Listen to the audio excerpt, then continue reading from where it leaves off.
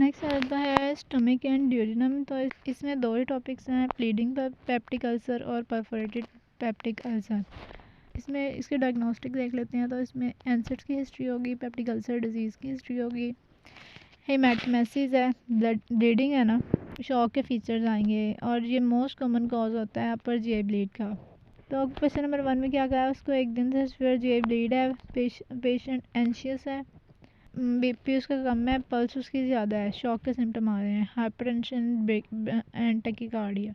Question number 2 में 60 year old smoker है, उसे एसिड पेप्टिक डिजीज़ है, ईआर में आया है, अपर जीआई ब्लीडिंग की हिस्ट्री है, पल्स उसकी 110 है, बीपी उसका 90/60 है, उसको शॉक के सिम्टम्स हैं उसको।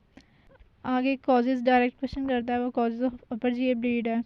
क्वेश्चन नंबर 3 के बी पार्ट में वही वाला, एक स्मोकर है, इमरजेंसी में है, 120 उसकी पल्स है, 100/60 उसका ब्लड प्रेशर है, उसको हेमाटोमेसिस की एपिसोड है।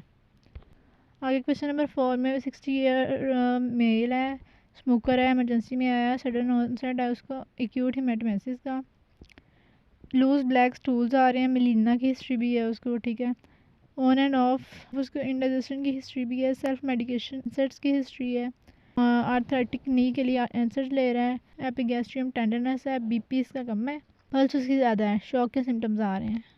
ब्लीडिंग पेप्टिक अल्सर में हमने एज मैनेजमेंट करनी है इसकी।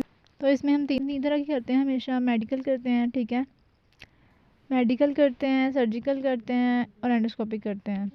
सबसे पहले रिससिटेशन करना है, उसके पॉइंट्स हैं, फिर हमने मेडिकल थेरेपी करनी है, फिर एंडोस्कोपी करनी है, और फिर चौथे नंबर पे हमने एंजियोग्राफी करनी है, जो कि मॉडर्न मोडालिटी भी है, एंजियोग्राफी विद ट्रांसकैथेटर एम्बोलाइजेशन। बस सर्जिकल थेरेपी है, 5 है, रिससिटेशन है, मेडिकल थेरेपी है, एंडोस्कोपी है, एंजियोग्राफी विद ट्रांसकैथेटर एम्बोलाइजेशन है, इसके अलावा सर्जिकल थेरेपी है। रिससिटेशन में सबसे पहले हॉस्पिटल एडमिशन है, और रिससिटेशन है उसने एनजी सेक्शन करनी है, ठीक है, उसके वाइटल्स मॉनिटर करने हैं, एनाल्जेसिक्स एंटीबायोटिक्स देनी है। तो ये सारा कुछ यही है। इसके अलावा इसमें 3 पॉइंट्स बताए हुए हैं। अच्छा, हमने उसको एनजी एस्पिरेशन करनी है, तो उसको फॉली भी पास कर दिए, एनजी और फॉली दोनों पास कर देने हैं। इसके अलावा सीवीपी सेंट्रल वीनस प्रेशर उसका मैयर कर लेना है, उसके कॉज को इन्वेस्टिगेट कर लेना है, ब्लड ट्रांसफ्यूजन करनी है क्योंकि उसकी ब्लीडिंग हो रही है। मेडिकल ट्रीटमेंट में हमने H2 ब्लॉकर्स, पीपीआईज और ट्रानिज़ेमिक एसिड। एंडोस्कोपिक हम 3 तरह से कर सकते हैं, कॉर्टिक कर सकते हैं, एपिनेफ्रिन का इंजेक्शन लगा सकते हैं, क्लिपिंग कर सकते हैं। सर्जिकल मेथड्स में हो जाता है, सर्जिकल मेथड्स में 3 तरह से कर सकते हैं, डायरेक्ट कंप्रेशन कर सकते हैं उसको किसी भी चीज़ से कंप्रेस करके, ठीक है, डायरेक्ट कंप्रेशन कर सकते हैं। इसके अलावा ट्रंकल विगोटमी और उसके साथ प्लस पायलोरोप्लास्टी कर सकते हैं। तीसरे नंबर पे हम पार्शियल गैस्ट्रेक्टमी विद रू एंड वाई रिकन्स्ट्रक्शन कर सकते हैं। तो सर्जरी में क्या क्या थे, 3 थे डायरेक्ट कंप्रेशन है, ट्रंकल विगोटमी प्लस पायलोरोप्लास्टी, और पार्शियल गैस्ट्रेक्टमी विद रू एंड वाई रिकन्स्ट्रक्शन। इसके अलावा इंडिकेशंस हैं सर्जिकल ट्रीटमेंट की, तो उसके लिए निमोनिक है, therapeutic endoscopics required more than 3 units of VCR. तो थेराप्यूटिक एंडोस्कोपिस्ट वही है कि थेराप्यूटिक एंडोस्कोपिस्ट की अवेलेबिलिटी नहीं है, एंडोस्कोपिक वाला काम करने वाला ही नहीं है, ठीक है, एक्सपर्ट्स ही नहीं है।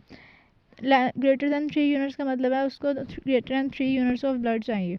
वी से क्या है, वी से है विजिबल स्पर्टिंग वेन वेसल है, ठीक है, बेस ऑफ द अल्सर पे 2 चीज़ें हो सकती हैं, विजिबल स्पर्टिंग वेसल हो सकती है, इसके अलावा क्लोट हो सकता है। सी से 2 है, clot, base of the ulcer पे 2 चीज़ें हमें मिल सकती है, विजिबल स्पर्टिंग वेन, ठीक है, वेसल स्पर्टिंग है, विजिबल स्पर्टिंग वेसल्स और क्लॉट।